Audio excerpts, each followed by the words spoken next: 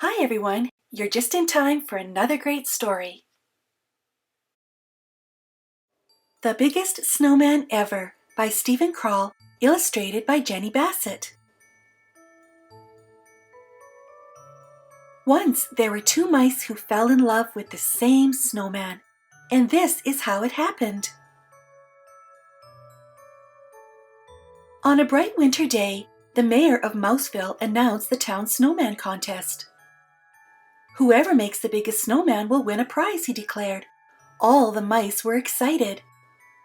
The judging of the contest will take place in 2 weeks, said the mayor. Good luck to all of you. I'm going to make a really big snow princess, said Penelope. I'm going to make a really big Martian, said James. I'm going to make the biggest snowman ever, said Clayton, the house mouse. His friend Desmond, the field mouse, frowned. No, you're not. I'm going to make the biggest snowman ever. Oh yeah, said Clayton. Oh yeah, said Desmond. That night, it snowed and snowed. Huge drifts covered driveways, roads, and fields. It was the perfect beginning for a snowman contest. In town, Penelope began her snow princess and James began his snow Martian.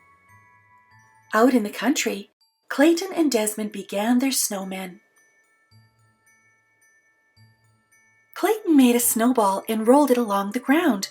The more he rolled it, the bigger it got. Before long, he had a large base for his snowman. Not far away, Desmond was doing the same thing. The next day, Clayton made a huge snowball for his snowman's belly. Not far away, Desmond did the same. That night, Clayton brought his dad out to see his snowman. Dad scratched his head. I don't know, son, it's going to be big, but I'm not sure it'll be the biggest. Clayton smiled at him. I'm just getting started, he said. Dad whispered in his ear, if you want to work faster, use a wheelbarrow to carry the snow. A little later, Desmond brought out his Uncle Vernon. I don't know, said Vernon. It's going to be big, but will it be the biggest? Desmond smiled. I'm just getting started, he said. Vernon whispered in his ear, if you want to work faster, use a wheelbarrow to carry the snow. The next day, Clayton filled his wheelbarrow with snow. He piled the snow onto the snowman. Then he rolled another snowball for the snowman's head. Not far away, Desmond did the same.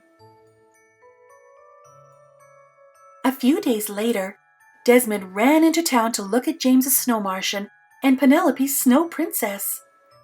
He said, all of our snow people are the same size.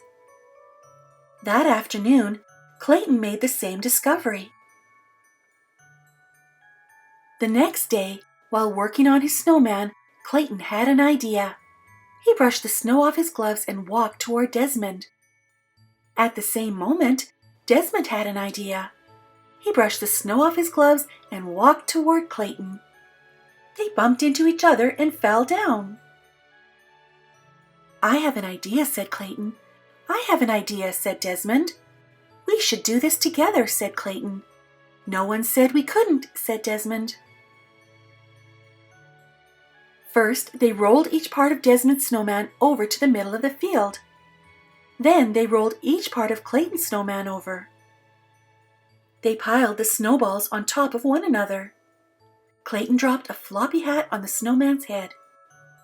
Desmond added a long scarf, huge coal eyes, and a giant carrot nose. When they were done, they had built the biggest snowman ever. The morning of the contest, field mice on snowmobiles brought the judges to the country. You both win the prize, said the mayor, handing Clayton and Desmond a large wedge of Swiss cheese. Let the celebration begin. Everyone gathered to dance around the snowman, drink hot chocolate, and eat donuts. We did it, said Clayton and Desmond, jumping up and down. We did it together.